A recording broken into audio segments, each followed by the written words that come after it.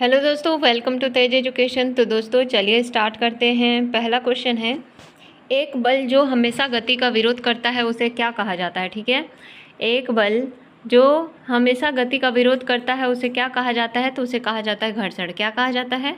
घर्षण कहा जाता है। तो ऑप्शन नंबर डी क्या है इसका राइट आंसर है। ठीक है, आगे बढ़ते हैं। अगला क्वेश्चन है यहाँ पे, पहले इसके बारे में डिटेल देखिए कि घर्षण वह बल है जो सदैव किसी वस्तु की गति का विरोध करता है। घर्षण संपर्क में आने वाली सतह की प्रकृति पर निर्भर करता है। ठीक है, दूसरा क्वेश्चन है कि आकर्षण बल किसमें अधिकतम होता है। ठीक है, आकर्षण बल जो है किसमें अधिकतम होता है, किसमें अधिक होता है, तो दोस्तों वो होता है ठोस में। ठीक है, किसमें? ठोस में जो है अधिकतम होता है आकर्षण बल।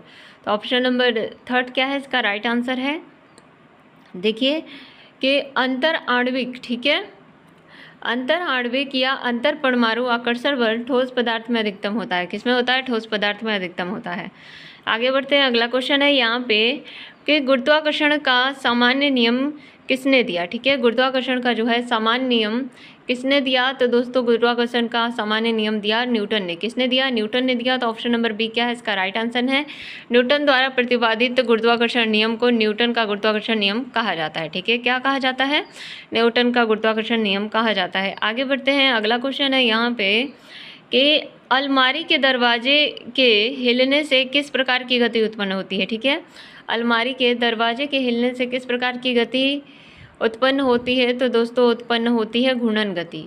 कौन सी गति उत्पन्न होती है? घूर्णन गति उत्पन्न होती है। तो ऑप्शन नंबर डी क्या है इसका राइट आंसर है। ठीक है, देखिए कि जब दरवाजे के हत्थे पर सामान्य रूप से बल लगाया जाता है तो दरवाज़ा उस टीका से गुजरने वाली धुरी के बारे में घूमना शुरू कर देता है। ठीक है, जिस पर दरवाज़ा टिका होता है। यह घूर्णन का गति का एक उदाहरण है। किसका उदाहरण है? घूर्णन की गति का एक उदाहरण है। ठीक है, आगे बढ़ते हैं। अगला क्वेश्चन है यहाँ पे कि निम्न में से कौन सा बल वस्तु और वस्तुओं को पृथ्वी की ओर गिराता है। ठीक है, निम्न में से कौन सा बल जो है वस्तु और वस्तुओं को पृथ्वी पर गिराता है, तो वो है आपका गुरुत्वाकर्षण बल। ठीक है, गुरुत्वाकर्षण बल के कारण जो है कोई भी वस्तु पृथ्वी की ओर गिरती है। ठीक है, आगे बढ़ते हैं। अगला क्वेश्चन है यहाँ पे कि बल की ताकत किसके द्वारा व्यक्त की जाती है। ठीक है, बल की जो ताकत है किसके द्वारा व्यक्त की जाती है, तो दोस्तों ये तय किए जाते हैं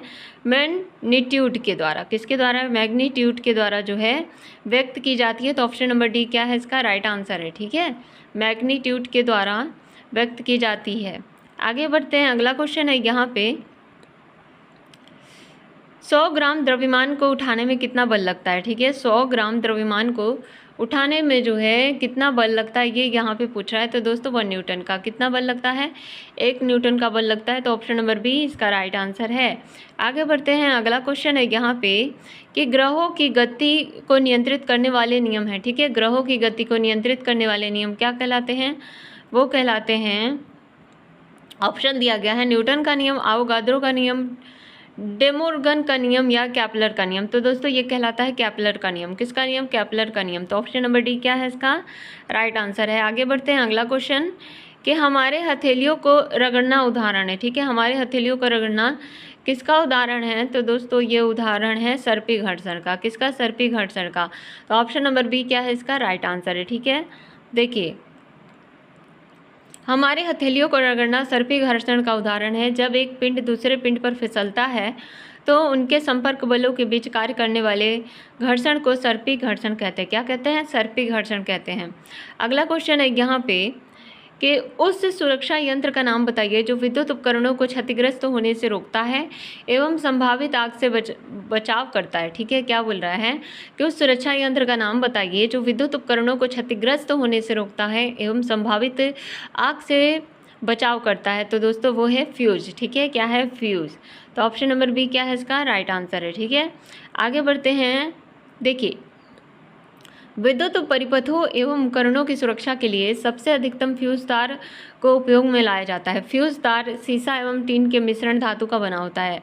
किसका बना होता है? सीसा और एवं टीन के मिश्रण धातु का बना होता है फ्यूज तार। तो ये आपको ध्यान रखना है। आगे बढ़ते हैं। अगला क्वेश्चन है यहाँ पे कि एक लोलक की समयावधि इस पर निर्भर करती है। ठीक है, एक लोलक की जो है समयावधि किस पर डिपेंड करती है? तो दोस्तों ये डिपेंड करती है डोरी की लंबाई पर। किस पे?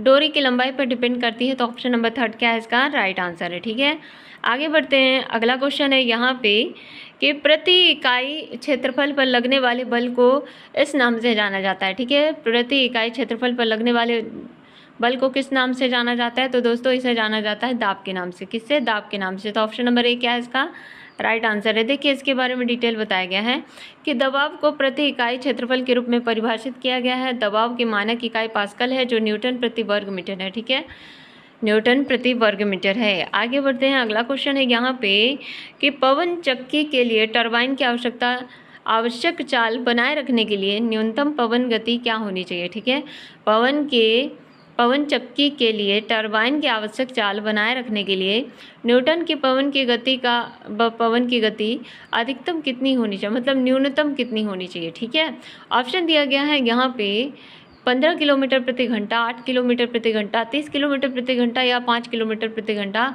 तो दोस्तों इसका राइट आंसर है ऑप्शन नंबर ए, 15 किलोमीटर प्रति घंटा जो है टरबाइन के न्यूनतम पवन गति होनी चाहिए। ठीक है, मतलब टरबाइन की चाल को बनाए रखने के लिए पवन की न्यूनतम गति 15 किलोमीटर प्रति घंटा होना चाहिए। ठीक है, पवन की न्यूनतम गति कितना होना चाहिए? 15 किलोमीटर प्रति घंटा पवन चक्की के टरबाइन की आवश्यक चाल को बनाए रखने के लिए। ठीक है, आगे बढ़ते हैं। अगला क्वेश्चन यहाँ पे दिए गए समय के किसी भी क्षण पर एक वस्तु का वेग कहलाता है। ठीक है, दिए गए समय पर किसी भी क्षण पर एक वस्तु के वेग क्या कहलाता है? तो दोस्तों ये कहलाता है ताक्षणिक वेग। क्या कहलाता है? ताक्षणिक वेग कहलाता है।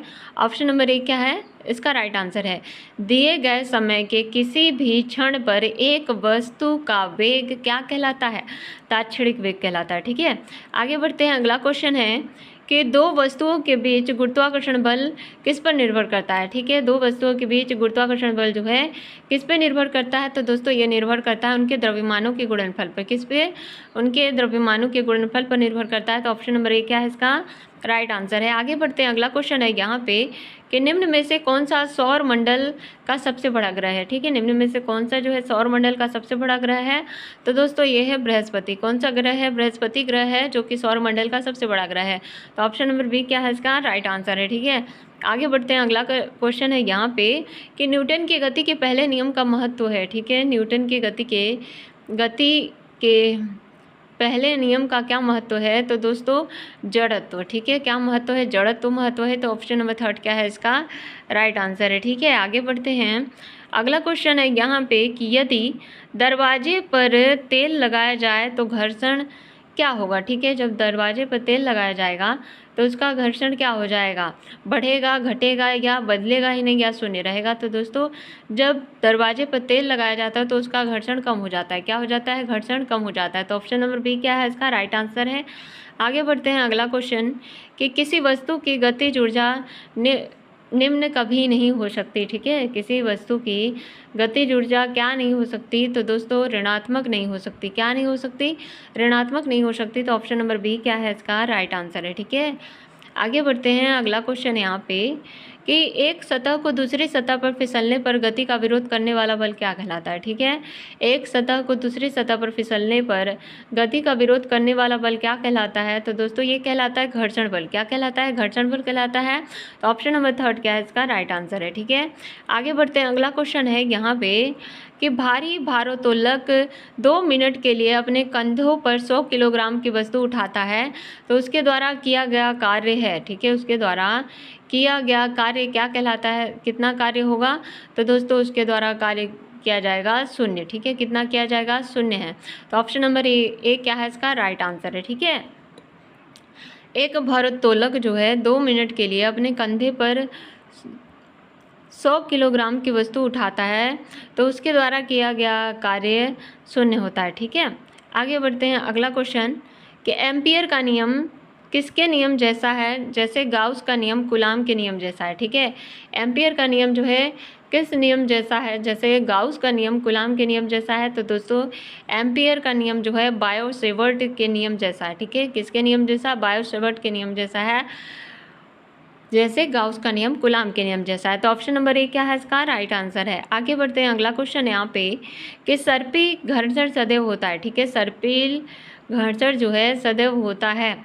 यहाँ पे दिया गया है बेलन घर्षण से कम, बेलन घर्षण से अधिक, बेलन घर्षण के समान या स्थैतिक घर्षण से अधिक। तो दोस्तों इसका राइट आंसर है ऑप्शन नंबर बी, बेलन घर्षण से अधिक जो है सर्पिल घर्षण होता है। तो ऑप्शन नंबर बी क्या है, इसका राइट आंसर है। आगे बढ़ते हैं, अगला क्वेश्चन यहाँ पे कि क्या किसी शरीर का द्रव्यमान हो सकता है, ठीक है, क्या किसी शरीर का द्रव्यमान हो सकता है लेकिन भार नहीं, ठीक है। तो यहाँ पे दिया गया है भिन्न नहीं होता, हो सकता है, नहीं हो सकता, हाँ। तो दोस्तों इसका राइट आंसर है ऑप्शन नंबर ए, हाँ, किसी शरीर का द्रव्यमान हो सकता है लेकिन भार नहीं होता, ठीक है। तो ऑप्शन नंबर डी क्या है, इसका राइट आंसर है। इसके बारे में क्या डिटेल बताया गया है, इसके बारे में डिटेल बताया गया है कि एक पिंड का द्रव्यमान हो सकता है लेकिन भार नहीं। ऐसा इसलिए क्योंकि गुरुत्वाकर्षण के कारण त्वरण के मान के साथ शरीर का वजन जगह जगह बदलता रहता है, ठीक है। तो दोस्तों अगला क्वेश्चन है यहाँ पे कि निम्नलिखित में से किस स्थान पर गुरुत्वाकर्षण बल सबसे कम होता है, ठीक है। निम्नलिखित में से किस स्थान पे जो है गुरुत्वाकर्षण बल जो है सबसे कम होता है। तो दोस्तों वो है भूमध्य रेखा पर, ठीक है। भूमध्य रेखा पे जो है गुरुत्वाकर्षण बल सबसे कम होता है, तो ये आपको ध्यान रखना है। तो दोस्तों इतने ही क्वेश्चंस थे, ठीक है। अब नेक्स्ट क्लास में जो है और अच्छे अच्छे क्वेश्चंस लेके आएंगे। अगर आपको क्लास अच्छी लगी हो तो लाइक कीजिए, शेयर कीजिए। जो चैनल पर नए हैं चैनल को सब्सक्राइब कर लीजिएगा और कमेंट करके ज़रूर बताइएगा आपको क्लास कैसी लग रही है, ठीक है। तो मिलते हैं नेक्स्ट वीडियो में, तब तक के लिए बाय बाय।